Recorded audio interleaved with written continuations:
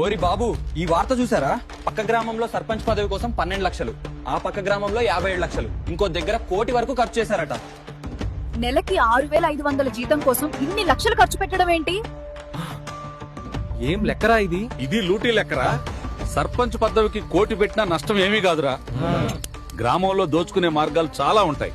జనాలు అడ్డగారా అన్న? అభివృద్ధి పనుల్లో కమిషన్, బిల్లుల్లో ఎక్స్ట్రా రేట్లు, బోర్లు, రోడ్లు, ఇంకా యంత్రాల కొనుగోలు, సామగ్రి సరఫరా, ఇవన్నీ మన సంతకం మీదేరా. ఎంపీడీఓ, డిపిఓ మరియు ఆడిట్ వాళ్ళు చూసేది ఏమిటంటే పేపర్ పై ఉన్న ఫిగర్లు. ఆ కాగితాలు వాళ్ళకి సరిగానే కనిపిస్తాయి, కానీ గ్రౌండ్ లో జరిగేది వేరు. ఎవరు అడుగుతారా? ఎన్నడన్నా యువత గ్రామ సభకు వచ్చి ప్రశ్నించడం చూసిర్రా? పోనీ ఎవరికైనా 10 రూపాయలు పెట్టి గ్రామ పంచాయతీలో ఆర్టీఐ ఫైల్ చేసే దమ్ముందా?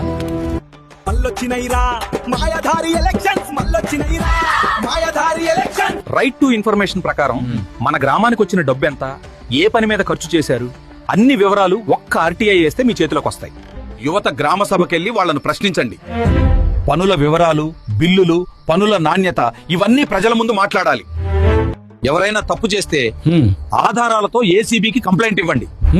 కలెక్టర్ కి ఫిర్యాదిస్తే సర్పంచ్ పదవి నుండి తొలగించబడతాడు.